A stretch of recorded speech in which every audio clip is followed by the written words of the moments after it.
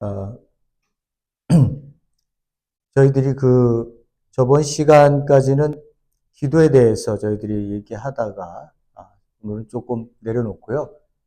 오늘은 성탄절이기 때문에 제가 그, 제가 개척교회 할 때는 성탄절 뭐 이런 거 뭐 있어도 그냥 진행대로 나갔습니다만은, 오늘은 제가 조금 마음을 바꿔서 여러분들과 함께 성탄절의 의미를 다시 한번 새겨봐야 되겠다. 그리고 우리가 오해하고 있는 것들에 대해서도 바로 잡아야 되겠다라고 하는 생각이 좀 들었습니다. 그래서 특별히 오늘 성탄절을 여러분들과 함께 이렇게 말씀을 전하려고 하니까요. 여러분들 한번 잘 들어보시고요. 우리가 지금 이 성탄절이 예수님께서 오셔서 우리에게는 굉장한 기념이 되고 우리 심령에 기쁨이 있습니다만은 분명히 이렇게 짚고 넘어가서 우리가 수정을 해야 될 부분들도 있고요. 그것을 또 어떻게 받아들일 것인가, 신앙적으로요. 이런 부분들도 있습니다. 오늘 그 부분을 좀 여러분들과 함께 나누면서 예수님이 왜 이 땅에 오셨는가는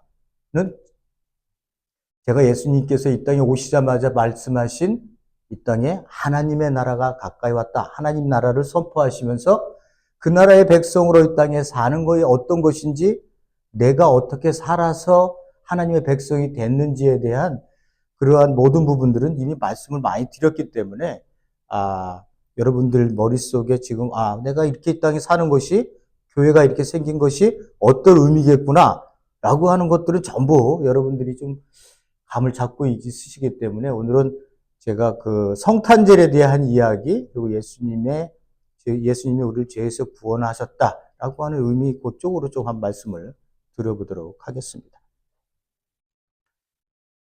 성경 봉독은요, 마태복음 1장 21절에 우리 다 같이 한번 하나님 말씀을 봉독하도록 하겠습니다. 마리아가 아들을 낳을 것이니 너 이름을 예수라고 하여라. 그가 자기 백성을 그들의 죄에서 구원하실 것이라. 저희들이 크리스마스를 제가 이제 신앙생활을 할 때는 고등학교 때였기 때문에 그때는 크리스마스 때가 되면 고등학생들이나 이렇게 뭐 중학생들 이렇게 모여서 이렇게 성탄절에 대한 연극을 이렇게 많이도 하고 문학의 밤 뭐 이런 식으로 해서 많은 사람들이 와서 학생들이 와서 전도를 이렇게 할 수 있는 귀한 시간이 있었습니다. 저도 그런 시간들이 생각이 나고요.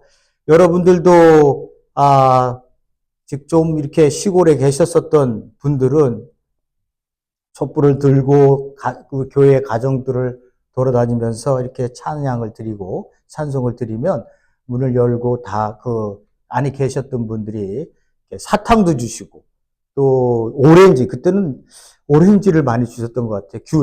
귤 같은 걸 이렇게 막 한 박스씩 갖고 가서 먹으라고 이렇게 주면 그걸 갖고 와서 교회 와서 밤새도록 이렇게 얘기를 나누면서 했었던 그런 기억들도 납니다.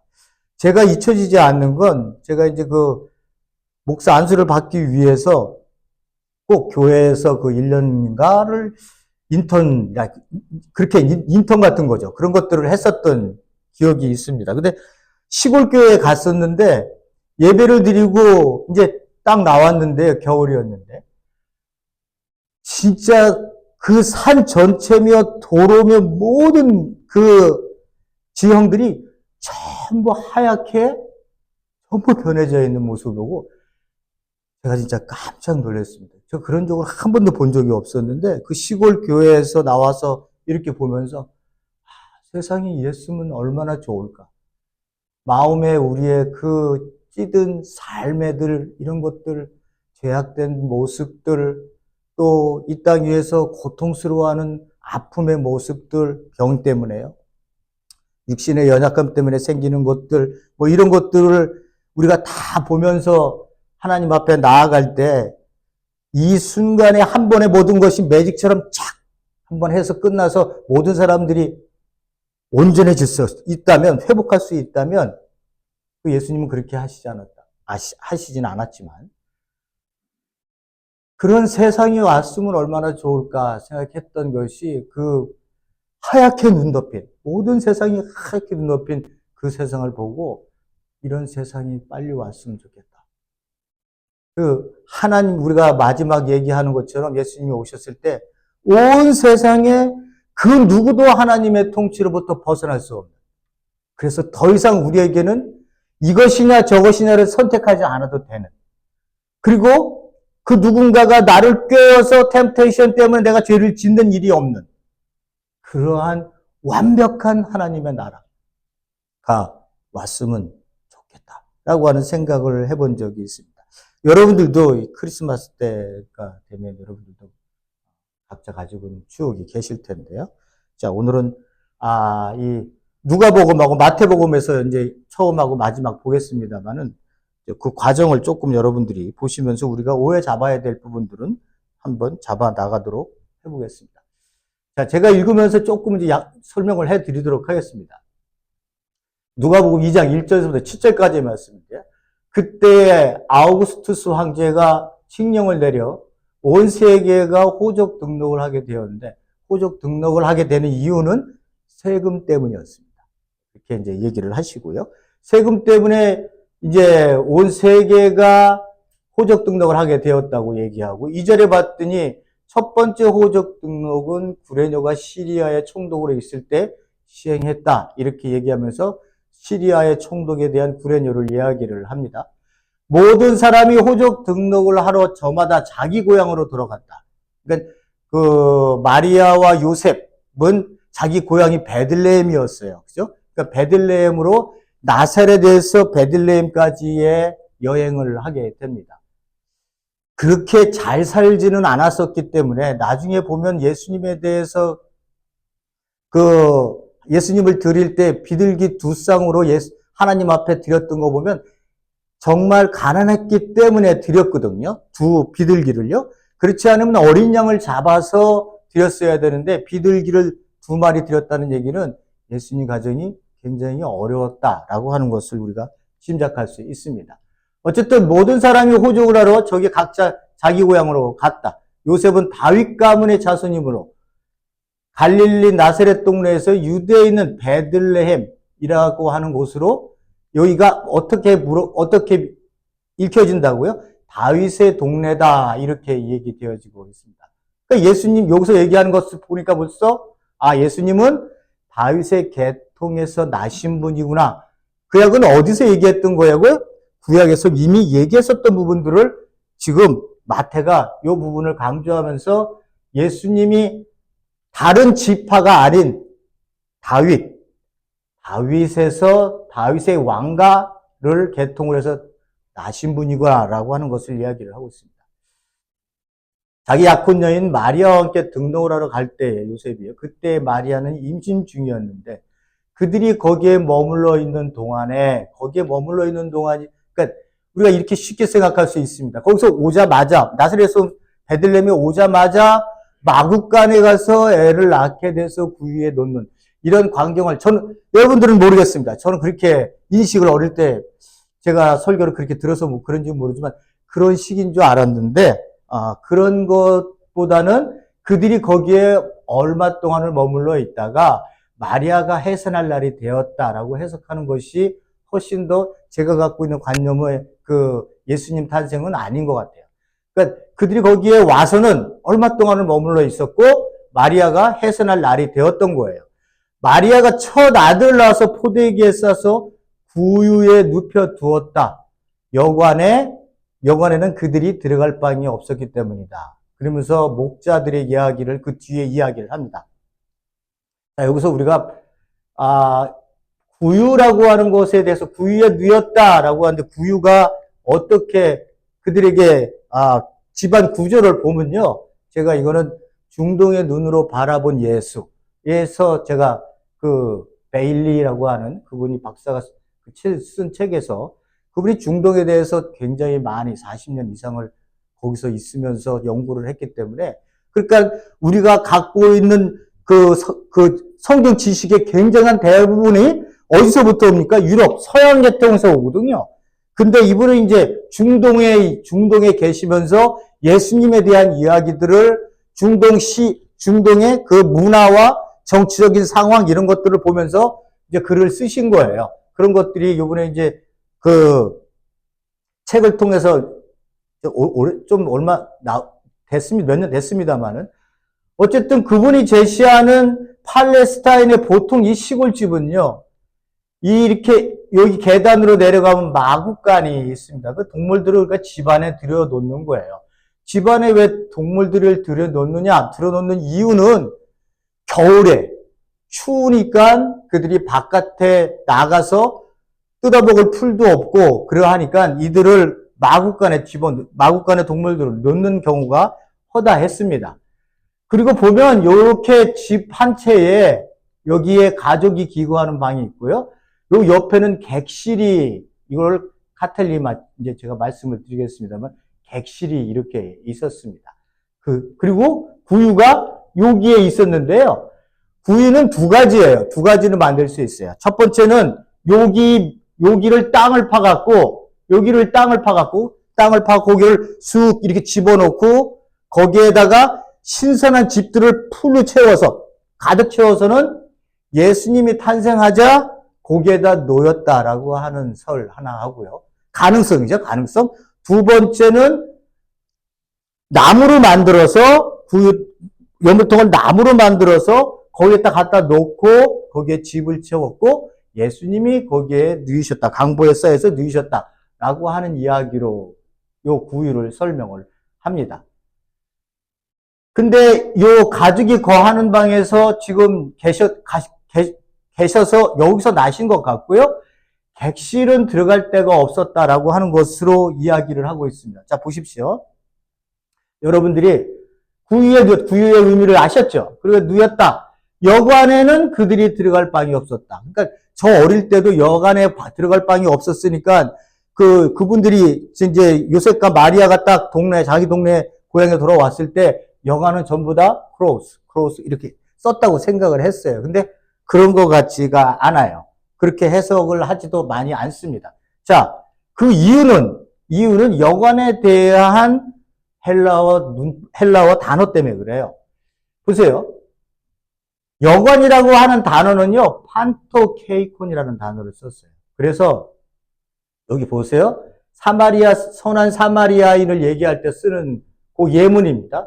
누가복음 10장 33절에 보면 가까이 가서 그 상처에 올리브 기름과 포도주를 붓고 싸맨 다음에 자기 짐승에 태워 여관으로 데려가서 돌봐주었다. 요 여관이 요 판토케이온을 똑같이 쓰고 있습니다. 그런데 지금 요 앞에 쓰였었던 이 여관을 헬라어 원문에는 어떻게 썼느냐? 카탈루마라고 썼습니다. 그래서 이 번역을 영어로 게스트룸, 객실이라고 하는 뜻으로 썼었다는 거예요. 그래서 예문을 보면 예수님께서 누가복음 22장 11절에 보면 유월절 음식을 먹을 방을 구할 때에 제자에게 가서 선생님께서 당신에게 하시는 말씀이 내가 내 제자들과 함께 유월절에 먹을 그 방, 요때가 카텔룸입니다. 그래서 거기는 게스트룸, 그래서 우리가 보는 것처럼 이 객실이었을 거예요. 근데 호적하러 온 사람들이 너무 많으니까 여기에 들어가려고 했을 때 여기를 못 들어간 거예요. 그래서 그 부부가 할 수 없이 그 가족이 거하는 방 여기에서 예수님을 탄생케 하시고 그때 남자들은 전부 바깥으로 나간답니다. 그리고 남자들은 전부 바깥으로 나가서 탄생하신 다음에 그거를 요 구유에 넣었다.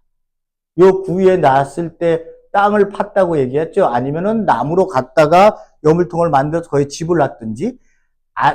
그 땅을 팠다는 의미 속에는요, 어떤 의미가 있냐 하면, 땅굴과 연결되어져 있는 집을 세운 사람들이 많이 있었다고 하는 것입니다.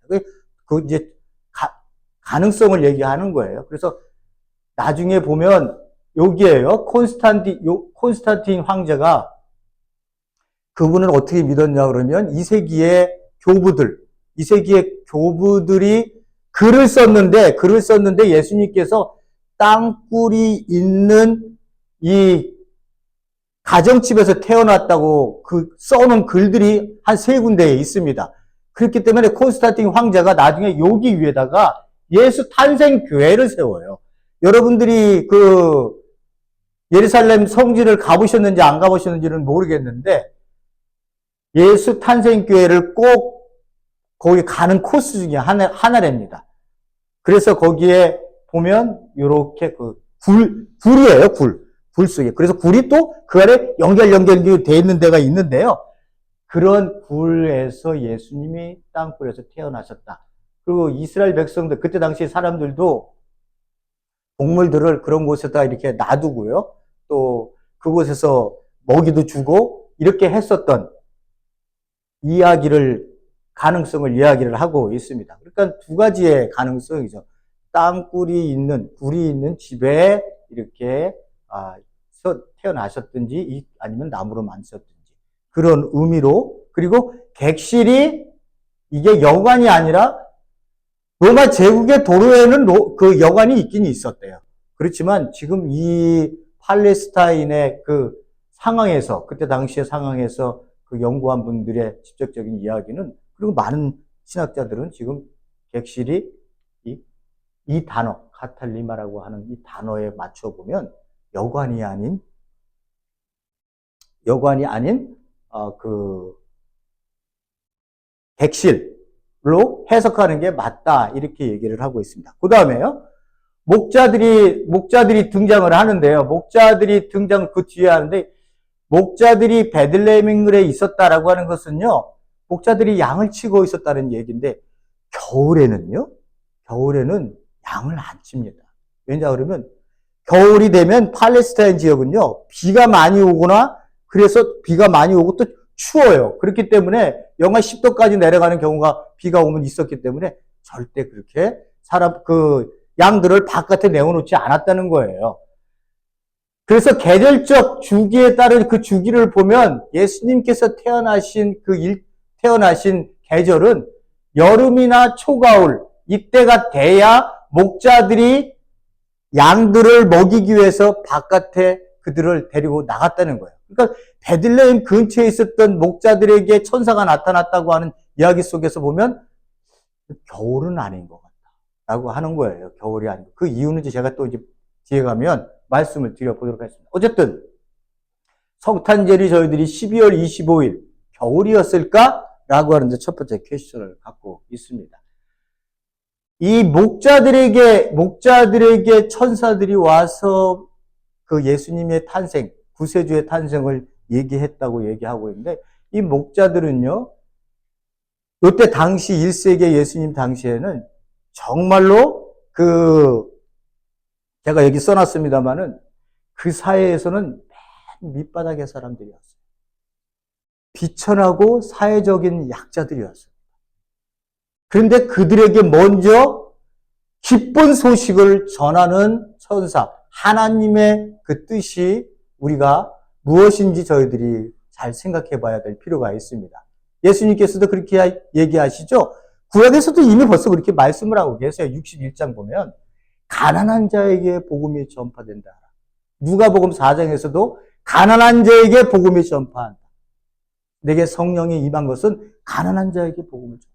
이 이야기를 예수님께서 말씀하고 계시는 거예요. 그러니까 이 목자들이 형편없는 사회 속에서의 그 랍비 문헌에 보면 목자 5가지의 직업에 대해서 안 좋게 평가한 그 직업들 중에 목자가 3번째에 들어있을 만큼 목자들이 그때 당시에는 사회적으로 안 좋은 평과 함께 안 좋은 사회의 밑바닥에서 정말로 힘들게 하루를 살아가는 그런 사람들이었습니다. 근데 아이러니하게도 천사가 종교 지도자들이 있는 사내들인에 가서 사내들인 애들, 니네들 다 모여. 종교 지도자들 다 모여. 바리새인, 사두개인, 서기관, 대제사장 다 모여. 그리고 총독도 다 모여. 내가 기쁜 소식을 정할게. 너희들의 구세주가 베들레헴에서 태어났다. 이렇게 얘기하시지 않고요. 예수님께서 태어나신 것을 이 목자들에게, 사회 밑바닥에서 가장 힘든 자들에게 구원의 소식을, 그 기쁜 소식을 맨 먼저 전했다고 하는 데 대해서 저희들이 참 이 의미를 깊이 생각해야 될 필요가 있습니다. 제가 말씀드렸다시피 제가 일을 할 때 만나는 사람들 중에 홈레스들한테 내가 제기할 때 하나님께 기도해라. 그러면 of course 그 사람들은 무조건 absolutely 매일같이 기도하고 있습니다. 이런 얘기를 해요.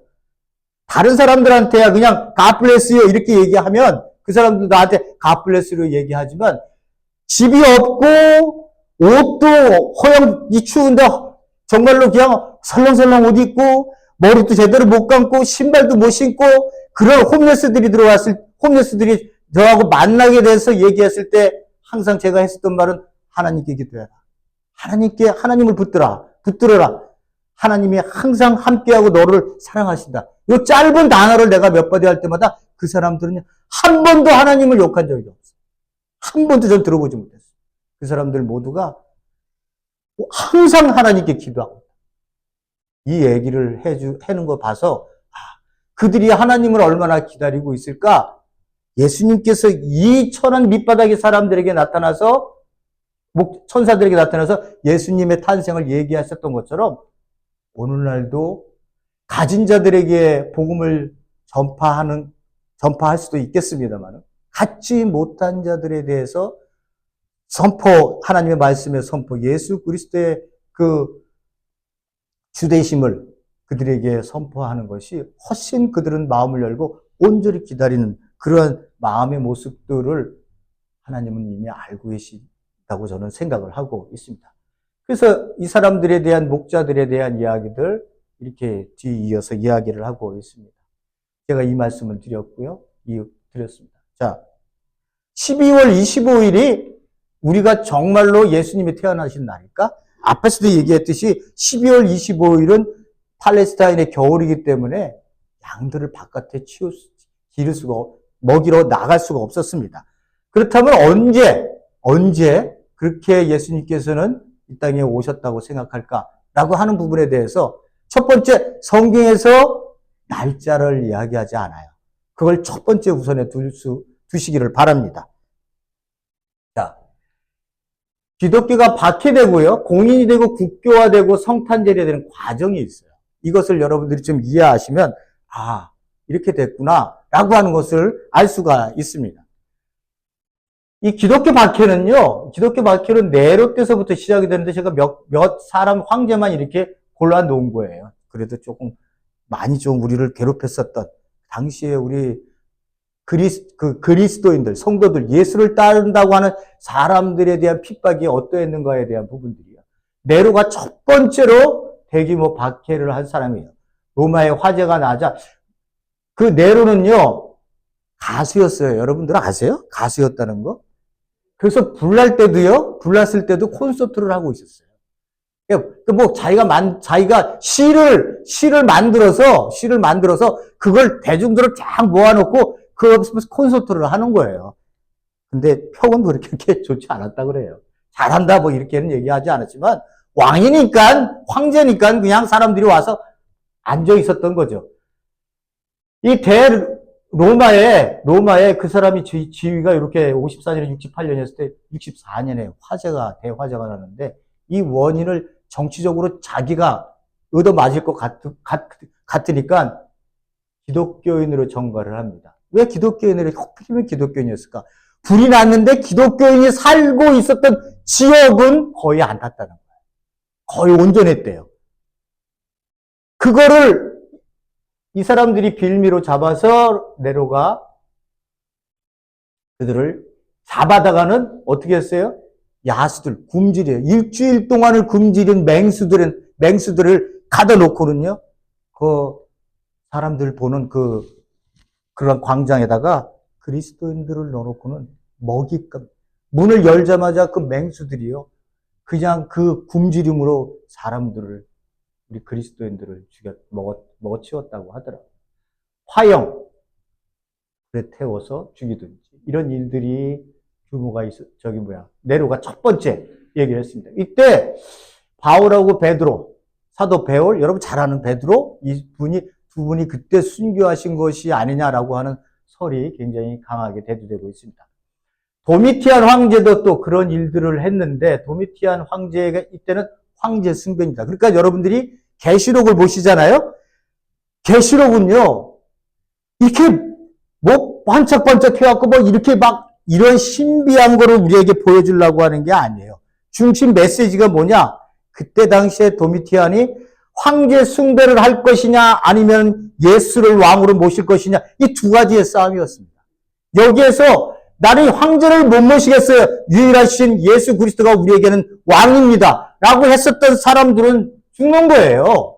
목숨을 건 죽는 거예요. 7교회가 등장해서 그들에게 했었던 그 모든 그 예수님의 질책과 칭찬, 이 모든 것들이 보면 그야말로 너희들이 황제를 택할 것이냐 아니면 그리스도를 택할 것이냐에 대한 선택이었어요. 선택. 이걸 배경으로 요한계시록이 쓰여진 거예요. 그러니까 그 과정, 그 글을 읽을 때 우리는 2차 독자니까, 두 번째 읽는 사람들이니까 우리는 잘 그 정치적인 배경, 문화적인 배경, 종교적인 배경들을 우리 잘 모르니까 우리가 그거를 마음대로 읽어서 자기 멋대로 해석하니까 이단이 나오는 거고, 그때 당시의 사람들은 그거를 딱 읽으면 그 편지를 준 건데 왜 그 편지에다가 어렵게 썼겠어요. 편지에다 주면 그 사람들은 그걸 이해했었어요. 우리만 이해 못하죠. 우리는 이방인이니까. 그러니까 요한계시록의 이 배경이 황제 숭배예요. 그러니까는 그 요한이 그 글을 쓰면서 각 교회들마다 그 글을 읽는 사람들마다 어떤 의미를 주느냐? 로마 황제를, 무상의 신 황제를 섬길 거야? 아니면은 예수 그리스도를 선택할 거야? 여기에 니네들이 목숨을 걸고 예수 그리스도가 유일한 이 땅의 주인이심을 너희들은 이 세상에 목숨을 걸고도 선표로 해야 된다는 거예요. 이 강조점을 두기 위해서, 그리고 너희들이 그렇게 살았을 때 기다리고 있는 그 완벽해지는 하나님의 나라, 새롭게 창조되어진 그 에덴 동산에 너희들이 들어갈 것이고, 하나님이 너희들을 기다리며 너희들의 눈에서 그 흘렸던 죽음, 눈물, 이 모든 것을 하나님이 닦아주시겠다는 거예요. 힘을 내라, 믿음을 내라, 황제에게 무릎 꿇지 마라 라고 하는 것을 이야기하려고 했었던 거예요. 이 도미티안이 그 정도로 황제 숭배에 강하게 나왔기 때문에 그때 당시에 요한계시록을 이 배경으로 썼던 겁니다. 1세기 다 돼서요. 그리고 이 트라이아누스 이 황제는 공개적으로 내가 그리스도를 믿습니다를 많은 사람들 앞에서 공개적으로 내가 예수 그리스도를 믿습니다. 그럼 그 신앙 고백 때문에 바로 그 자리에서 처벌을 했습니다. 그때 기독교의 지도자들이 많이 순교를 했다고 합니다. 여러분 생각나시는 그 소설 있죠? 침묵이라는 소설. 여러분들 꼭 한번 읽어보시기 바랍니다. 이 공개적으로 신앙을 고백, 예수 그리스도의 형상을 이렇게 놓고요. 밟을 거냐, 밟지 않을 것이냐로 따라서 그는 죽을 수도 있고 살 수가 있어요. 이때 여러분들이 섰다면 예수 그리스도의 형상을 밟으겠어요? 이미 수많은 사람들이 밟고 지나가서 더럽혀지고 찌그러진 예수의 얼굴이 그 앞에서 내 눈에 보이는데 여러분들 그거 밟겠어요? 밟지 않겠어요? 밟으면 살고요. 안 밟으면 죽습니다. 침묵이라는 책을 꼭 한번 여러분들 읽어보시고. 자, 이 디오클레티아누스는요, 정말로 가장 악명높게 그 제위기간에 그리스도인들을 핍박했던 사람. 이 사람은 로마의 정통 종교를 강화하고 기독교를 제국의 적으로 간주했어요. 그러니까 교회 건물을 파괴하고요, 성경을 소각하고 예배를 금지시켰습니다. 그리스도인들에게는 그럼 더 이상 뭘 어떻게 하는 거야? 아무것도 못하게 만든 거예요. 그래서 기독교인이라고 하면 무조건 체포해서 처형하게 했습니다. 로마 신을 숭배하게 했던 거죠. 로마는 다신교입니다. 그래서 좀 이따 보시겠습니다만 다신교예요. 그래서 로마 태양 숭배 신이 274년에부터 시작을 하거든요. 그때를 기점으로 시작하는데, 요 바로 전이겠죠, 그죠? 바로 전에 이제 태양신에 대한 태양절에 대한 그 12월 25일 날 그들이 그 엄청난 로마의 축제를 열게 되는데요. 그 전에 이 사람, 그 후에 이 황제가 이렇게 교회를 완전 적으로 여기고 엄청난 핍박을 했습니다. 가장 조직적이고 광범위한 박해로 기독교 역사상 가장 가혹했던 시기로 평가되는 그러한 때가 바로 이 황제가 있었던, 잘 생각해 보십시오. 여기 305년이죠. 이 사람은 뭐 그 후에 죽었겠습니다만은, 보세요. 태양절 축제가요, AD 274년에 솔 인벡투스, 정복되지 않는 태양이라는 이름으로 태양절 축제가 시작이 됩니다. 그때가, 그 날이 뭐예요? 12월 25일이에요. 12월 25일이요. 그럼, 우리 그리스도인들도 분명히 있었을 텐데, 이런 태양절을 로마 축제로 모든 사람이 있었을 때, 우리 로마 축제로 참여해서 12월 25일 날 엄청난 인파들이, 아니면 그 가정에서 촛불을 키우고요. 또는 그 안에서 선물도 나누고요. 하는 엄청난 그 축제에 이러한 일에 있을 때 우리 그리스도인들은 어떻게 생활하고 있었을까? 이거를 어떻게 바라보고 있었을까? 아직 기독교가 합법화되지 않은 바로 그 전이니까요. 이때부터 몇 년이 지나야 이렇게 30년 정도, 40년 정도 지나야 오는 거 아니에요? 그 기간 동안 우리 그리스도인들은 얼마나 고통스러운, 이 축제에 참여할 수도 없고, 그죠? 이 축제에 우리 그리스도인들이 이 태양신을 섬기는, 이 정복되지 않는 이 신을 섬기기 위해서 벌이는 축제에 참여하겠습니까? 참여하지를 않았겠지요. 그러면 그들은 힘든 고통의 핍박을 받을 수밖에 없었을 거고, 참가하지 않으면 그들은 바로 그리스도인이라는 게 알게 됐었을 겁니다. 어쨌든 이렇게 시작되어졌는데, 콘스탄틴이라고 얘기해요. 다 이름을 쓰면 누스라고 얘기해요. 콘스탄틴 황제가 등장을 했어요. 콘스탄틴 황제가 등장을 했는데, 요 사람은, 콘스탄틴 황제는 저기 서방 로마 제국을 다스렸고, 리키니우스라고 하는 황제는 동방을 다스렸었던 황제예요. 이 두 황제가 313년에요. 이 꼭 기억하십시오. 그리스도인들은 꼭 기억하셔야 돼요. AD 313년에 밀라노 칙량이라고 하는 것을 내놓아서 기독교를 합법해요. 이 의미는 뭐냐? 이 두 사람이 동서로 종교적으로 이 기독교를 합법화함을 통해서 종교에 대해서 이제는 우리는 중립적인 요소로 자기들이 자세를 취하는 거예요. 그럼 그 전에는 어떻게 됐었느냐? 유대교 아니면 종교의 다신교 이런 것들은요. 기독교에서 그 리스트가 있어요. 로마의 리스트를 보면요. 거기에 유대교도 들어가 있어요. 그리고 다른 나라의 그 종교들도 다 일어났었는데 우리 개신교는 거기에 이단으로 빠져 있었어요. 그러니까 법적으로 보호를 받지 못했던 그 리스트 안에, 법적으로 보호받는 리스트 안에 들지를 못했어요. 첫 번째 그거를 강하게 우리를 핍박했던 인간들이 누구냐 그러면 유대교였어요. 유대교를 우리를 얼마나 핍박하고 정부에 고발하고 이래서 우리가 얼마나 힘든 고통스러운 삶을 살았는지 몰라요. 그런데 313년에 우리가 기독교가 합법화됐습니다. 왜 어떻게 다 이렇게 됐지? 이 콘스탄틴 누스가 312년에 막센티우스하고 그 사람 이름이 맞는지 모르는데요. 마지막 전쟁을 312년에 이 콘스탄틴 누스가 서방에서 벌립니다. 이때 꿈을 꿨어요. 전쟁하기 전에. 꿈을 꿨는데 신이 나타나서는 십자가를 딱 보여주면서 이 십자가를 표시하고 너희들 전쟁에 나가라 라고 하는 꿈을 꿉니다. 그래서 콘스탄틴 황제가 정말로요. 그가 그 십자가를 방패에 세웠는지 깃발에 세웠는지는 모르겠습니다. 어쨌든 그걸 새기고 전쟁에 나갔는데 열세 질 거라고 생각했었는데 그때 콘스탄틴 황제가 이깁니다.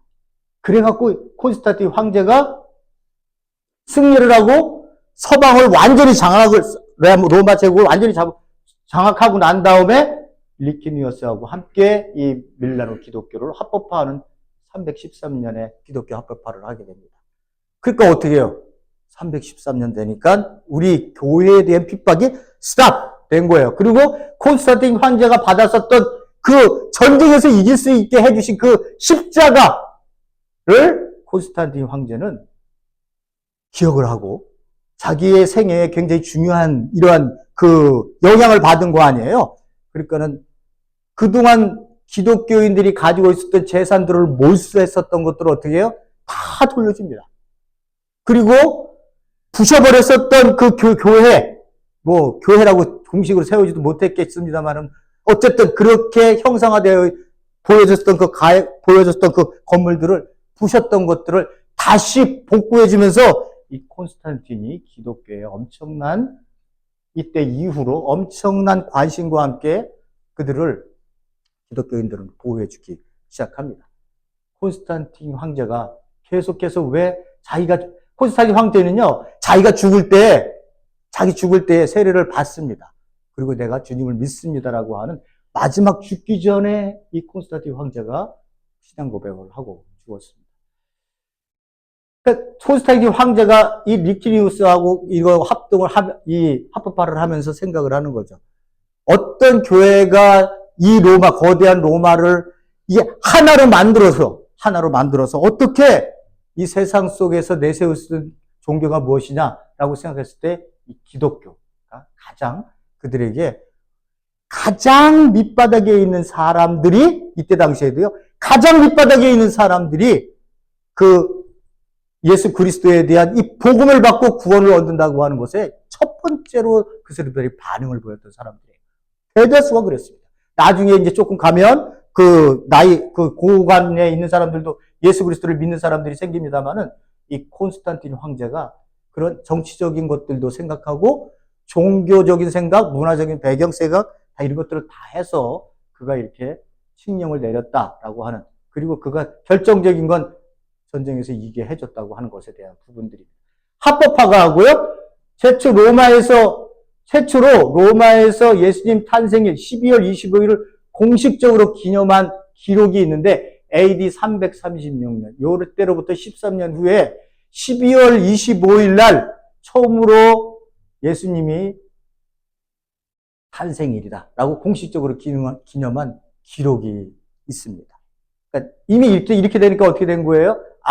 그리스도인들도 12월 25일이 예수님의 탄생일이라고 하는 것으로 자기네들이 여기고 그것을 기념하기 시작했는데, 정말 그들이 12월 25일이 예수님이 탄생했다고 생각하는가?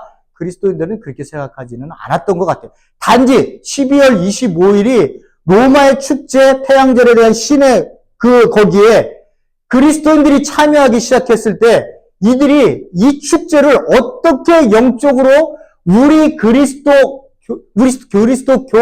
교리 안에서 이것을 재해석해서 상징적으로 이 날을 우리도 축제로 여길 것인가에 대한 것들을 그때서부터 해석해 내기 시작했다고 얘기를 해요. 그래서 그때 당시에 추리가 있었다는 것은 아니었었고요.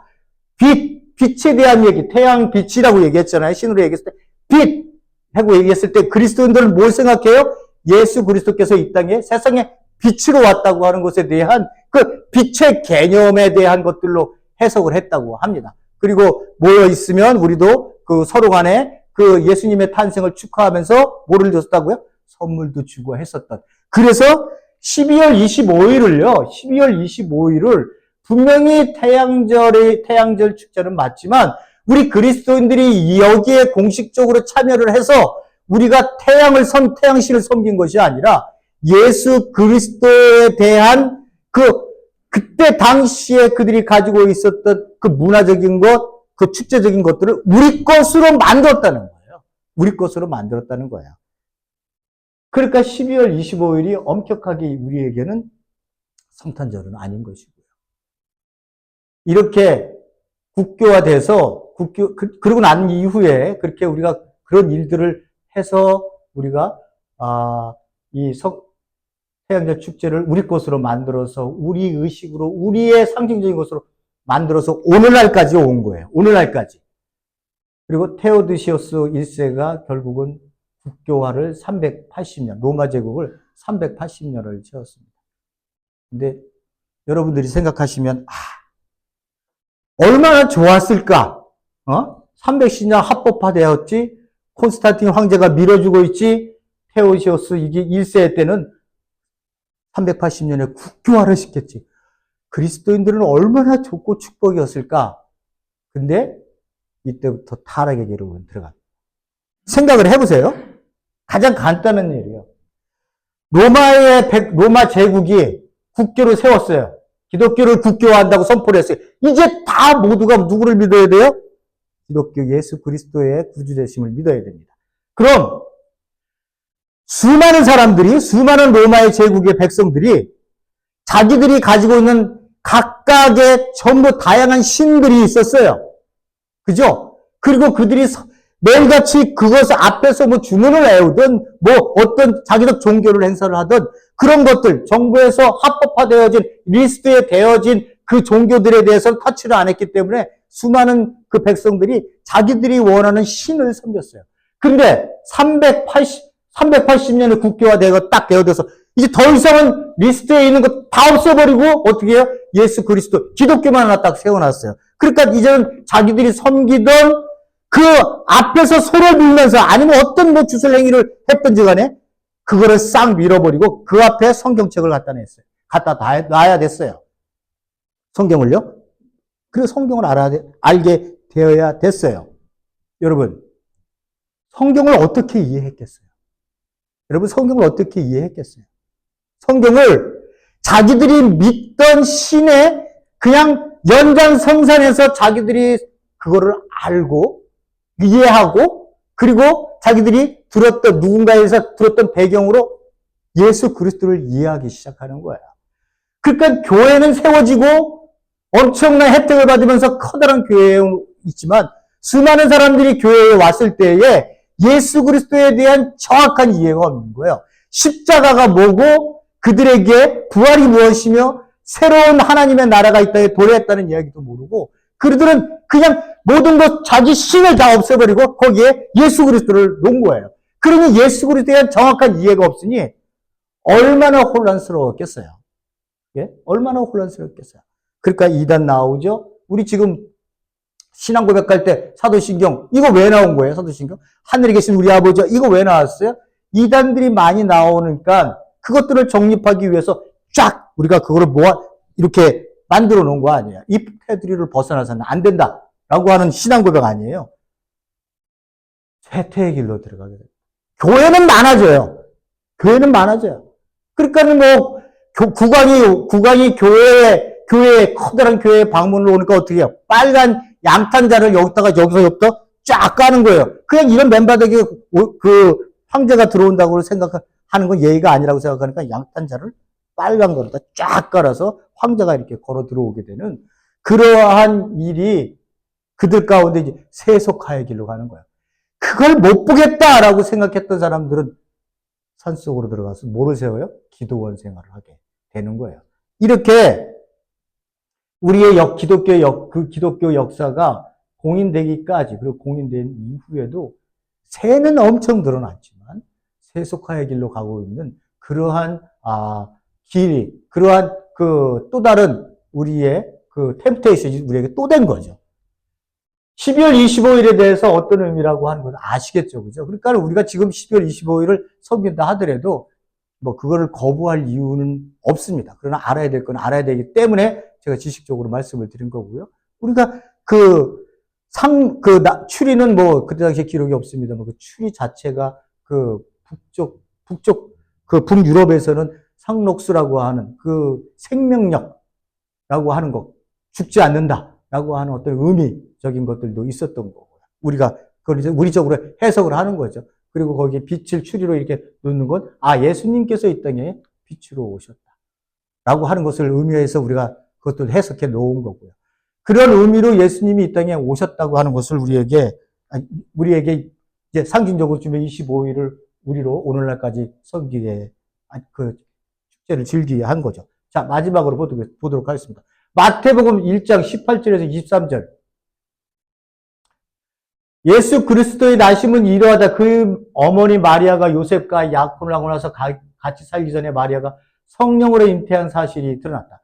마리아의 남편 요셉은 의로운 사람이라 약혼자에게 부끄러움을 주지 않으려고 가만히 파혼하려고 하셨다는 거죠. 요셉은 이렇게 생각하여 하고 있었는데 그때 당시에 주님의 천사가 꿈에 나타나서는 이렇게 얘기합니다. 중요한 이야기를 하고 있어요. 다윗의 자손 요셉아. 그러면 요셉 아들인 예수님도 다윗의 자손인 거죠. 두려워하지 말고 마리아를 내 아내로 맞아들여라. 그 태중에 있는 아기는 성령으로 말미암은 것이 아니다. 인간에 의해서 인간적으로 만들어진 그런 그 예수님이 아니라는 거죠, 아기가. 마리아가 아들을 낳을 것이 너는 이름을 예수라 하라. 구원이라고 하는 뜻이에요. 그가 자기 백성을 그들의 죄에서 구원하실 것이다. 이렇게 얘기하고 있습니다. 여기 마지막 저희들이 보는 자기 백성. 이스라엘은 어떻게 생각했겠어요? 메시아를 기다리는 이유가 뭐예요? 이스라엘 백성을 구원하기 위해서 우리가 지금 메시아를 기다리고 있습니다라고, 그리스도를 기다리고 있습니다라고 그들은 고백했던 것이고, 예수님께서는 천사가 얘기하는 것처럼 예수라고 하는 사람은 이 땅에 구주로 오셔서 자기 백성, 그 자기 백성 속에 우리가 예수 그리스도의 사역을 보니까 어떻게 해요? 유대인이든 자유인이든 헬라인이든 야만인이든 이방인이든 모두가 예수 그리스도 앞에 무릎을 꿇고 당신을 주여 그리스도시여 하나님의 아들입니다라고 얘기하는 모든 사람들에게 자기의 백성이 될 수 있는, 내 아들이 될 수 있는, 아버지라고 부를 수 있는 하나님이라고 하는 자격을 줄 수 있는 그러한 그 백성, 자기 백성들을 그들이 죄에서 태어났는데, 예수 그리스도가 태어났는데 벌써 여기서 그들을 죄에서 구원하실 것이다 라고 하는 의미를 통해서 예수 그리스도가 십자가에 돌아가셔서 그 인간의 우리 모두가 지었었던 이 어둠 속에서 삶을 살고 무엇이 진실인지 무엇이 빛인지도 모르고 살았었던 이 죄덩어리들인 우리 인간들을 예수 그리스도께서 십자가의 죽음을 통해 죄를 완전히 사하시고 우리에게 하나님과의 나와의 관계를 연결할 수 있는, 아버지와 아들의 관계를 연결할 수 있는 그 길을 예수 그리스도께서 죽음을 통해 드러나셨다는 거, 사역을 하셨다는 거죠. 그래서 여기서 죄를 구원하실 것이다 라고 하는 의미 속에는 우리가 알고 있습니다. 이 모든 일이 일어난 것은 예수 그리스도께서 이렇게 태어나신, 그리고 그 앞에 모든 이 일들이 주님께서 예언자를 시켜서, 예언자는 누구예요? 예언자들은 구약의 선지자들, 하나님의 말씀을 전하는 자들. 그들이 예수 그리스도에 대해서 얘기했었던 그 구세주에 대해서 얘기했었던 이런 것들을 보아라, 처녀가 동정녀가 잉태하여 아들을 낳을 것이니 그의 이름은 임마누엘이라 해라. 임마누엘을 번역하면 하나님이 우리와 함께 하신다 라고 하는 뜻으로 우리에게 이 이야기를 전하고 있습니다. 그러니까 예수님께서 이 땅에 오신 이유가 그럼 뭘까라고 우리가 항상 생각하죠. 제가 말씀을 많이 드렸습니다만은 하나님의 나라가, 그러니까 이 땅에 세상의 역사가 흐르고 있었어요. 근데 하나님은 구약에서 이 세상의 역사가 하나님 보시기에 좋았더라의 모습으로 창조되어진 그 모습을 다 잃어버렸어요. 그 의미는 뭐예요?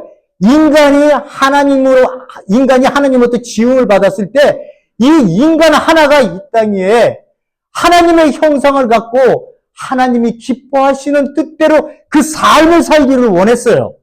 한 인간이요. 그리고 그 삶을 사는 그 인간은 너만을 통해서 알 수 있는 것이 아니라 너 옆에 있는 너를 통해서도 알 수 있고, 그래서 우리가 공동체로 더불어 살 수 있는 그 삶의 공동체를 하나님은 원하셨던 거예요.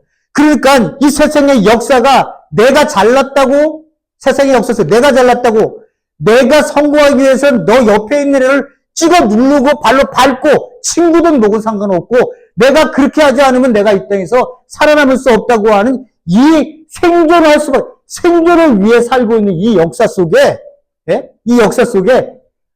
하나님 예수 그리스도께서는 오셔서는 하나님의 나라를 선포하시면서 이 역사에 뚫고 이 세상 속에, 흐르는 세상의 역사 속에 하나님의 나라를 시작을 하시는 거예요.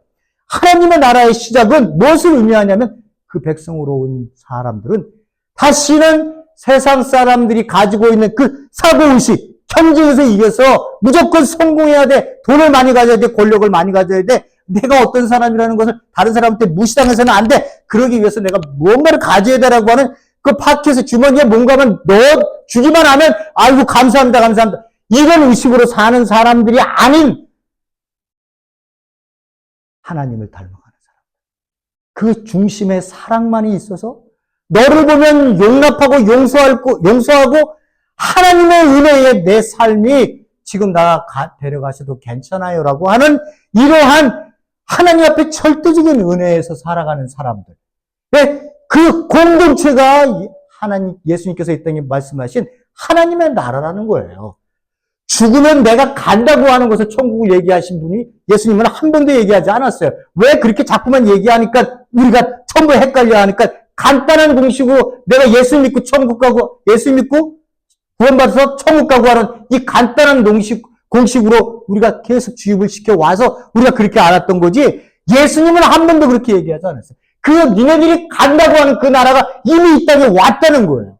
그 왕으로 예수님께서 오셔서 우리에게 이제는 새로운 삶을, 새로운 피조물이니까 너희들은 이 구시대의 질서 속에서 살지 말고 새롭게 하나님이 왕이 되셔서 말씀하시는 그 새로운 나라를 우리 그리스도인들로 살으라고 우리를 부르셨고 거기에 첫 번째 반응하는 자들이 누구냐?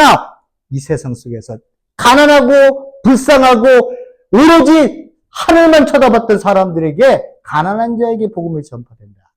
먼저 그런 자들이 하나님의 나라에 들어가는 거고 예수님께서도 그런 나라가 하나님 나라에 들어간다. 그러나 너희들은 내 법을 갖고 있었던 종교 지도자들은 이걸 갖고 너희들은 그 힘들고 하루를 살기 버티기 힘들었던 그 90% 이상의 백성들을 향해서 너는 지키지 못했다고 정죄하면서 우리를 성 밖에 너희들은 나의 백성들을 바깥으로 쫓아냈지. 너희들은 하나님의 나라에 들어올 수 없어. 그렇지만 새로운 시대를 꿈꾸고 새로운 질서 속에 새로운 생명으로 이 땅의 가치관을 버리고 살아가려고 하는 그 하나님의 은혜가 뭔지 아는 사람들. 그런 사람들은 하나님 나라에 들어올 것이고 너희들은 하나님의 형상이 너희들의 삶을 통해서 피어나게 될 거야. 그걸 보면서 서로 우리는 형제와 동지로 기뻐하며 살 수 있는 그 삶을 살아야 된다. 그래서 내가 이 나라를 이 세상 속에 두 나라가 존재하겠고 세상 나라가 존재하지만 하나님의 나라가 이 땅에 존재함을 통해서 우리 모두가 그렇게 살으라고 교회라고 하는 공동체가 생긴 거예요. 교회라고 하는 공동체.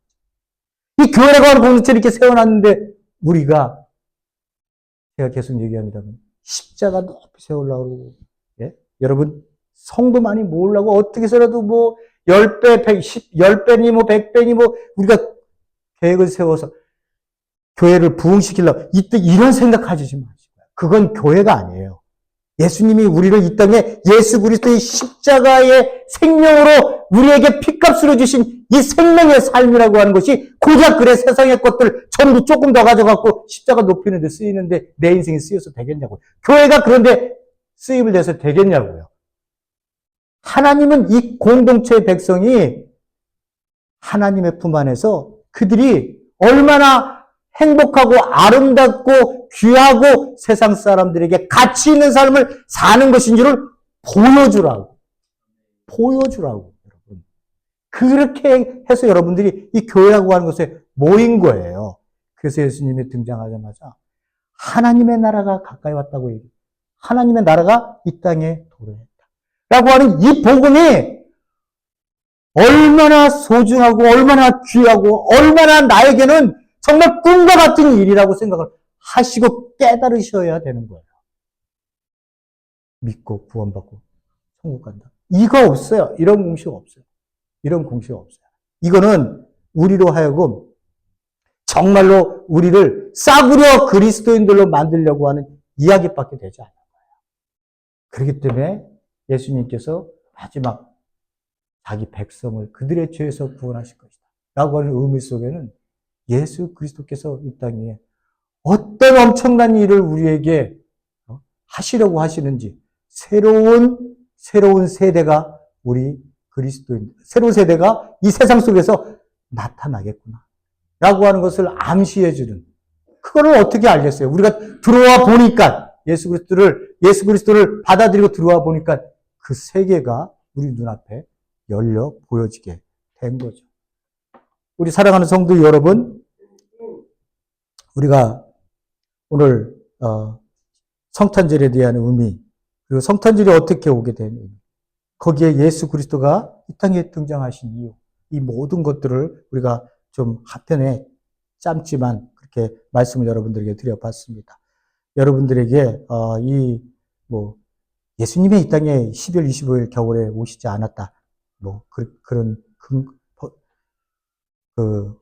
그런 것들이 기정사실로 받아진다 하더라도 어쨌든 예수님은 이 땅에 오셨고 그걸 우리는 기념하고 우리가 태양신을 기념하는 것이 아닌 그 예수 그리스도의 이 땅에 오심에 대한 그 의미를 우리가 서로 찬양하고 하나님을 경배하고 하는 이러한 우리의 즐거움이 오늘 우리 여러분들과 함께 귀한 시간으로 오늘 하루를 지낼 수 있기를 바라면서 25일 날 성탄절 저희들은 드리지는 않습니다만은 어쨌든 계속해서 여러분들의 마음속에 예수님이 오신 이유가 무엇인가? 왜 여러분들의 초점에 관심이 있는 신앙의 그 연속이 있기를 간절히 소원합니다. 기도하시겠습니다.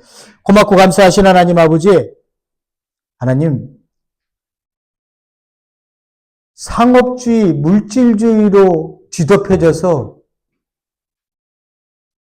성탄을 예수 그리스도의 십자가를 기리는 건지 오심을 기리는 건지 아니면 우리가 선물 주고받게 하는 산타를 기다리고 그것 때문에 우리가 즐거워 기뻐하고 있는지 혼돈되어진 세상 속에 살고 있습니다.